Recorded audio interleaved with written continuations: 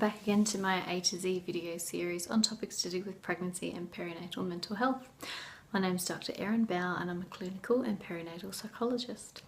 Today we're up to the letter U and I want to talk to you about the importance of undisturbed birth, because as I've talked about so many times in these videos before, birth is a very hormonal process, and so humans are not that different to other mammals in terms of what we need for an optimal birth.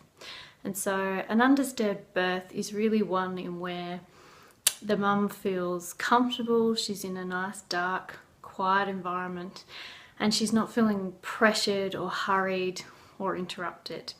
That's how those nice birthing hormones come about and make for a nice, smoother, calmer labour, because we're really no different to, I guess, if you think about a birthing cat, even kittens. Usually it will be somewhere in the middle of the night. She finds a dark, quiet place where she's not going to be interrupted or threatened or feel frightened, and that's when she'll choose to have her babies, because we know from a physiological point of view that's optimal for her.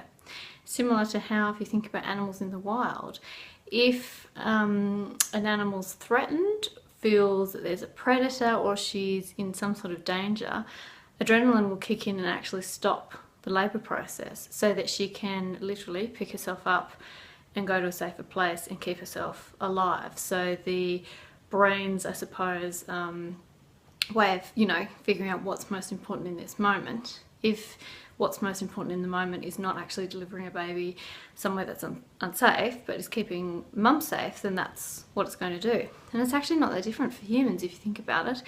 How many times we hear of women in a birthing environment where things were going okay and then all of a sudden she got a fright, or she felt pressured, or she felt anxious for some reason, whether that's because someone she didn't know came into the space, or someone just had a negative attitude or negative energy, or started talking about hurrying things along, or you're not progressing very well, or introducing kind of, I guess, not necessarily threatening language, but language that can be threatening when you're in a very vulnerable state, like, oh, you're only X centimeters dilated, oh, you're only, whatever, and then there's numbers that go with it. So your brain automatically starts paying attention to that, thinking that that's important information, rather than focusing on the task at hand.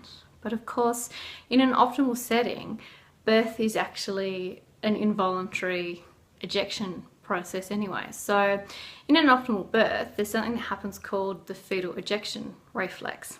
That basically means a mum doesn't need to be told how to push. If things are all going well, it's an involuntary thing that happens, and many women will talk about the sensation where there wasn't a choice in whether they were pushing or not, it was just happening. It felt like it was beyond their control, which is good because it means that your body's ready and your mind is ready.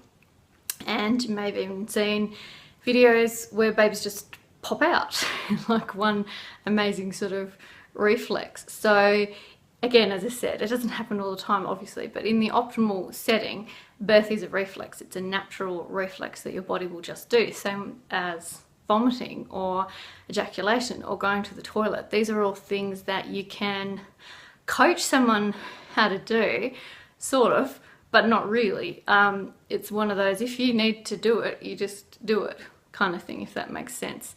If you think about toilet training with toddlers, if you've ever done that, it's all very well saying, okay, are you ready? Time to go now. Come on, hurry up, get things moving. But if you don't actually feel like you need to go, or you feel pressured, or you feel a bit anxious, it's just not going to happen. And birth is similar to that. So if you've got a situation where you don't feel like you need to push and you're not ready to push, someone can say to you, it's time to push, time to get the baby out, but that's not going to be very useful necessarily. So we're talking about the best situation is where mum is relaxed enough, she's comfortable enough, she doesn't feel interrupted, she feels safe, and that ejection reflex can just happen on its own, just as it would for other mammals in the wild. So it's something to think about if you're starting to ever have doubts about, can I do this? How am I going to do this? I think, the great midwife Ina May talks about, humans being the only mammal who actually have doubt in themselves. We're the only ones, you know, we're sort of, I suppose, higher up in the food chain, and yet we have so much doubt in our ability to do something that actually is quite a natural, instinctive thing to do.